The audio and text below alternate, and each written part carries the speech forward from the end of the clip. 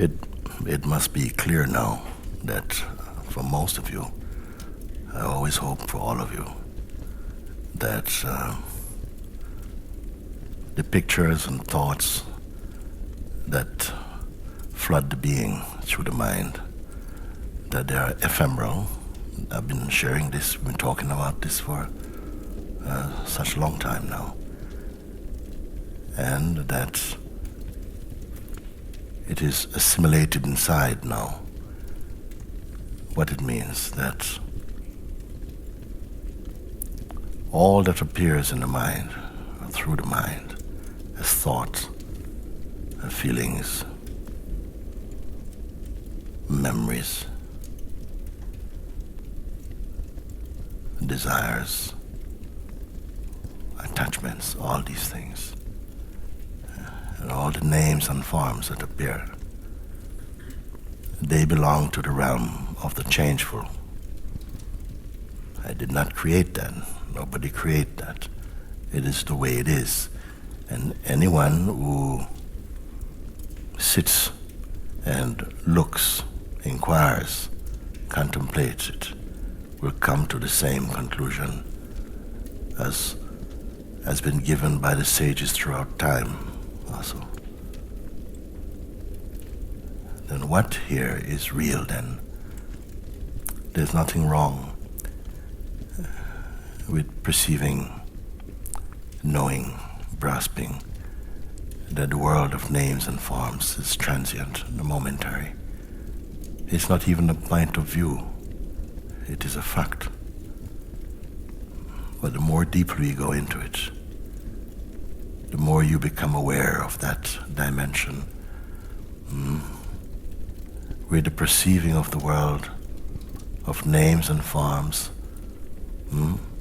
where that perceiving takes place. Words always give a sense of more complexity. It is a very natural thing. But it has to be pointed out because it is easily overlooked in the human kingdom, because in our age it seems as though we are more attracted easily to the objects of the senses through imagination and thought, and primarily through personal identity. By saying this is not casting some heavy judgment or any dismissal upon the world. In fact, when we are confirmed in that understanding, it releases many things inside. Actually, unexpectedly, also great joy arises in you.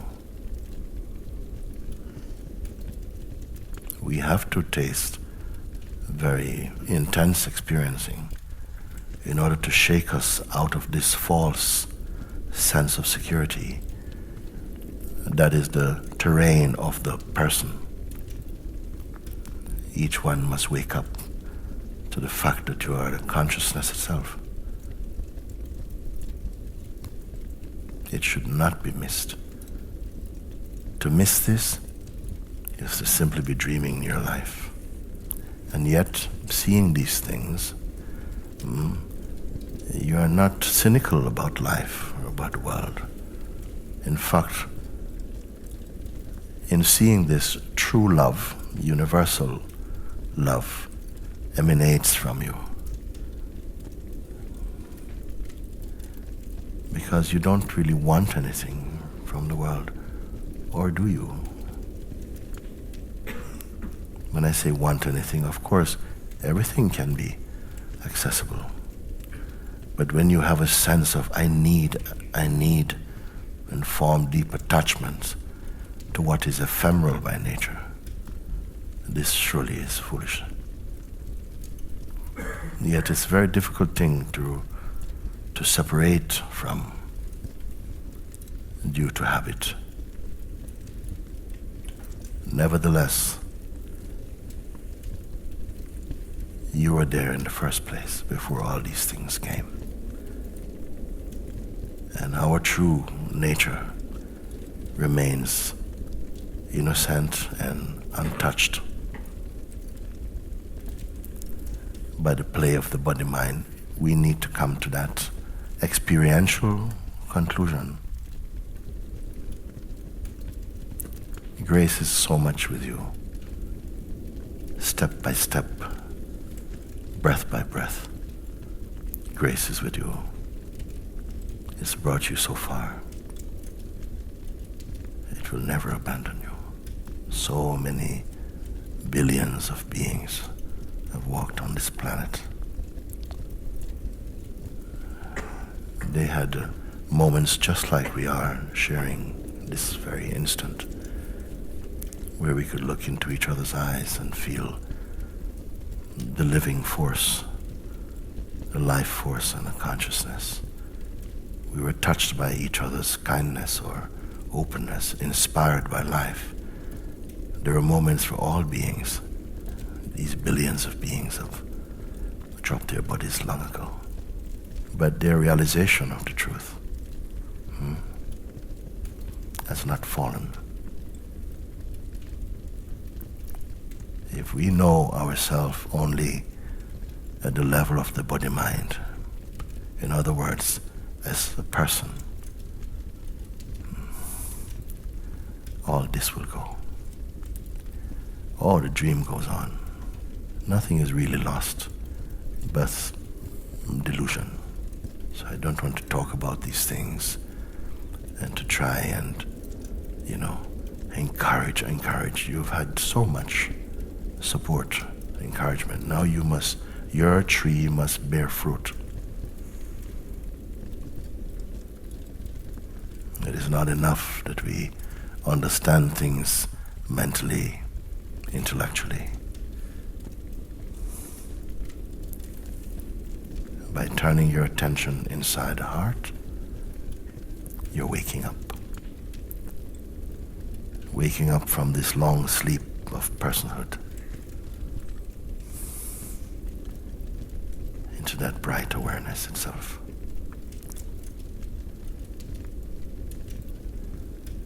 For this reason, we came here. And if you have come here and you have stayed, it is because grace has supported you. As I said before,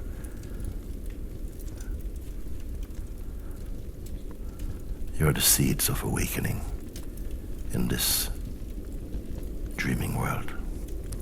Each one must be receiving the gift of the Spirit of Truth. The gift of the Spirit is not to speak in tongues or to display miracles or these things.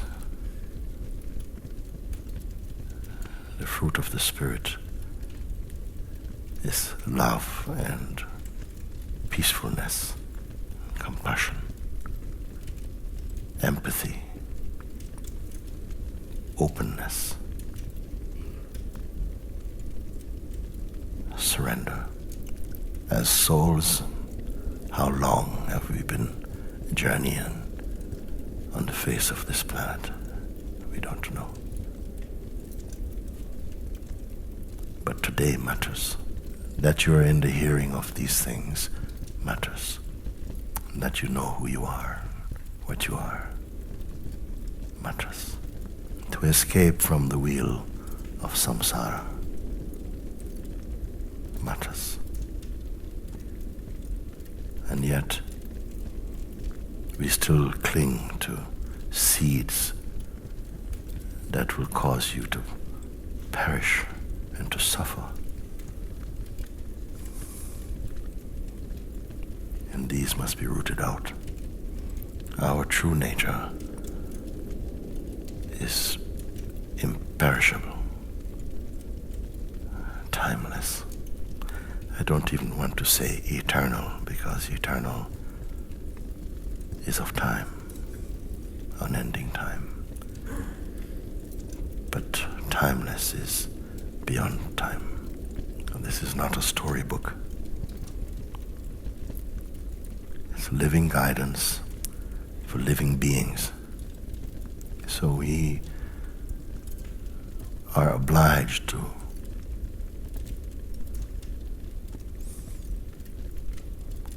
understand the functioning of the egoic mind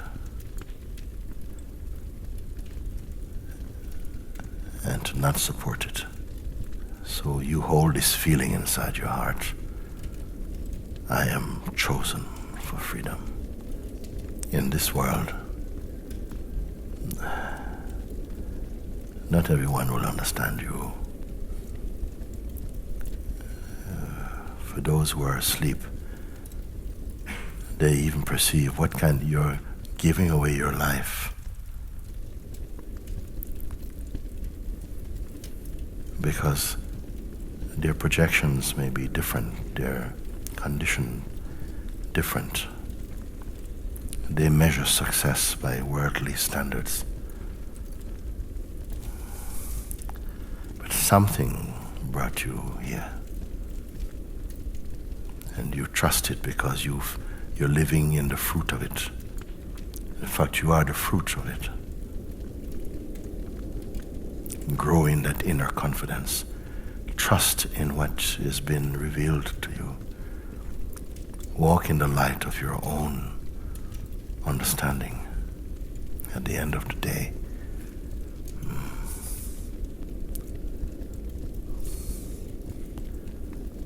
your salvation does not depend upon anyone.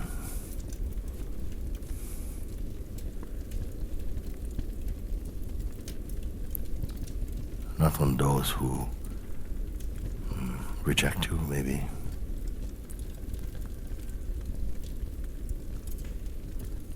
And yet so many flowers are blossoming in this field of satsang. It is beautiful to see how much your presence is affecting those around you. The sense of personhood.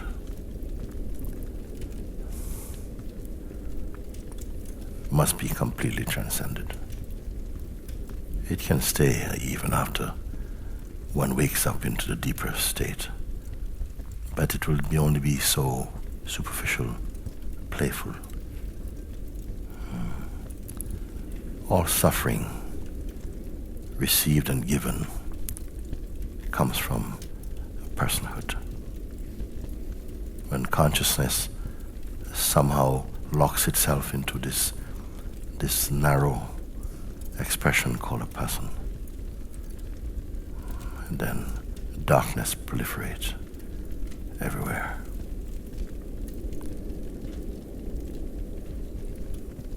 But for most of you have gone beyond this. Be confirmed in that state of presence. Be conscious of the presence.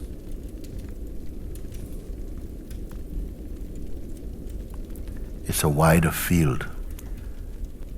As you become more aware of the sense of the state of presence, then you begin to see fully how restrictive the sense of personhood has been. But we don't realize it until you're coming out of it. When you see it for what it is, you will not be inclined to go back there. And every state, every phase and stage in consciousness, every stage has its own attractions. But for whatever reason brought you to the place where you are challenged to look from the truest place within yourself. This is seeing. This really is life affirming. When you are moving in the dynamic life as the sense of presence more.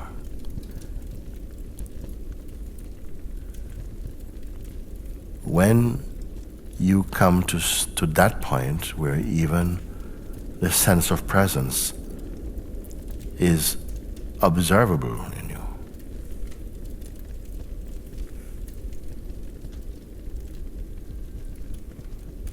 Then you have transcended even the mode of presence. Presence itself becomes phenomenal. But be careful not to think you've done that. In the state of presence, life becomes light, without burden or without sorrow. Love fills and floods the being. Patience is there. Openness. The falling away of fears. The deep understanding that whatever happens, it is fine at a deeper level.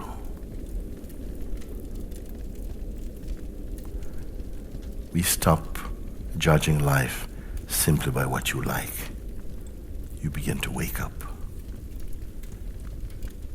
Waking up into the immensity of being, one's perfect self. Why perfect? Because there's nothing you can do for it. You, as we presently conceive of ourselves, is the lesser component. Ordinarily, when we think of ourselves, it is only shaped out of the body-mind, mostly. But something is different here.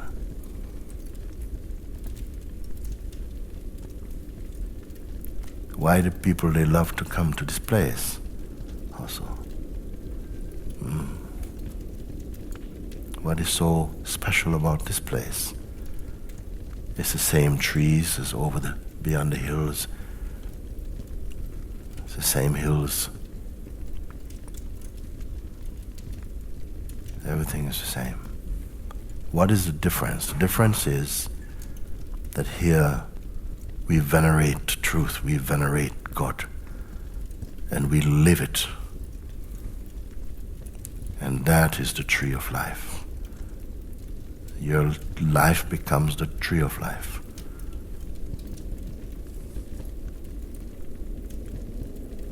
Love becomes your climate.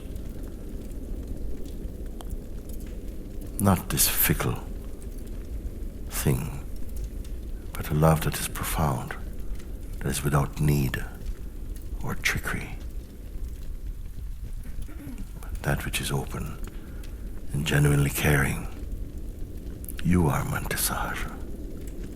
And remember, Sahaja means the natural state. Not a contrived state, the natural state. And gradually, something is being absorbed in the unspeakable.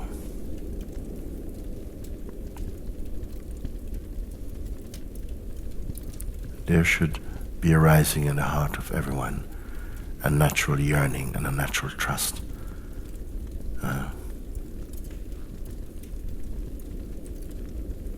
To go as far as you can, as deep as you are capable. Even your attention turned in this way, the Supreme will do the rest. Life is always putting in front of us subtle clues. It has to do this so that our part is to be sensitive enough to perceive them. And like this we grow to discover the language of the Supreme. Isn't it wonderful to know that the most true thing in you is the God in you. That which gives light to the world. That the most true thing is that which is imperishable, uncreated, unborn. Don't only believe this. Keep to your sadhana until it becomes totally irrefutable. When knowing and being are one, then your life has been used well. The things I share with you should bring great joy into your heart. Peace.